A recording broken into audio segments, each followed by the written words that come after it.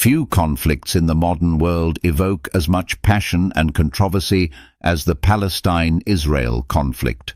For decades, it has dominated headlines, divided communities, and defied resolution. But beyond the politics and history lies a deeper question. Have the gods, those worshipped by billions, and human wisdom failed to bring peace? Today, we'll explore this question from multiple angles: theology, history, and the limitations of humanity itself. So, grab a cup of tea and let's dive in. Part 1. The theological core of the conflict. Let's start with a fundamental truth. Religion is at the heart of this conflict. Both Israelis and Palestinians view the land as sacred, tied to divine promises and religious identity. For Jews, this is the promised land, a covenant made between Yahweh and Abraham. For Muslims, it's home to Al-Aqsa Mosque, a site of immense significance in Islamic tradition. Christians also have a stake here, as the land is where Jesus lived and preached. But here's the paradox. The God of Judaism, Christianity, and Islam is, in essence, the same God. Yahweh, Allah, and the Father in Christian theology are all tied to the same Abrahamic lineage. So, if this shared God exists, why has he allowed his followers to suffer and fight over the same land for centuries? Is he silent, or are we misunderstanding him entirely? Let's pause for a moment. If Yahweh and Allah are the same God, then logically he should be working toward peace for all his people, Jews, Christians, and Muslims alike. Instead, his name has often been invoked to justify war, conquest, and violence. Consider this: the Crusades, the Ottoman rule, the Zionist movement, and today's ongoing clashes have all drawn on religious rhetoric. Rather than uniting his followers, this God seems to have become a source of division. Could it be that this divine being, whether real or conceptual, has failed his people? Or have humans twisted divine messages to serve their own agendas?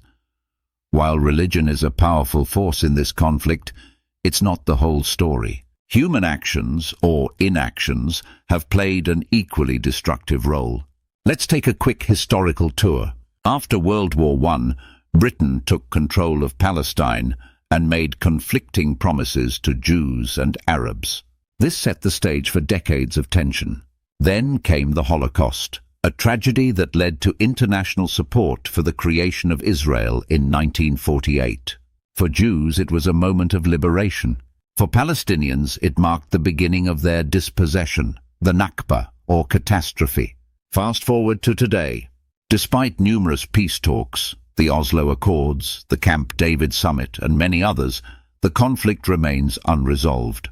Political leaders often act in self-interest, and international powers like the United States have fueled divisions rather than healing them. Even when agreements have been reached, mistrust and extremism on both sides have undone progress. So, here's the question.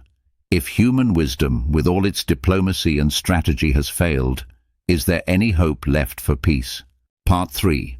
The failure of the shared God. Let's circle back to the theological dimension. If Yahweh and Allah are the same God, then we're dealing with a deity who appears to have abandoned his role as a peacemaker. Think about it. The God who supposedly parted the Red Sea, fed his people manna in the desert, and revealed holy scriptures to guide humanity, now watches as his followers kill each other over the same land. Is this silence divine mystery, or is it a reflection of a deeper truth? Maybe this God is less of an active force and more of a mirror for human ambitions and prejudices. If that's the case, then the gods haven't failed us. We've failed ourselves by projecting our flaws onto them. Part 4. Beyond Gods and Politics. So where does that leave us? If both divine intervention and human wisdom have fallen short, is peace even possible? Here's one perspective. Perhaps it's time to move beyond the narratives of divine entitlement and political stalemates. Instead of asking whose God is right or who has a stronger historical claim, we need to focus on shared humanity. Israelis and Palestinians both have deep cultural ties to this land.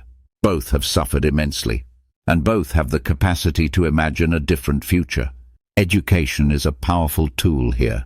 Teaching empathy, coexistence, and critical thinking can break the cycles of hatred that are passed down through generations. Religious leaders, too, have a role to play. Imagine if imams, rabbis, and priests united to advocate for peace, emphasizing the commonalities in their scriptures rather than the differences. Part 5. A final thought. The Palestine-Israel conflict is a stark reminder of how both divine narratives and human ambitions can fail when they are wielded without compassion. Whether Allah and Yahweh are real entities or human constructs, they have become symbols of division rather than unity. But there's a silver lining. Humanity still has the power to change this story. Peace won't come from divine intervention or diplomatic grandstanding. It will come from ordinary people rejecting hatred and choosing empathy. It's a tall order, but as history shows us, impossible things become possible when people decide to make them so. I'd love to hear your thoughts. Do you think the gods have failed us, or have we failed ourselves? Can human wisdom still find a way forward? Let's continue this conversation in the comments. And if you found this video thought-provoking, don't forget to like, subscribe, and share it with others. Together, we can explore the tough questions that need asking.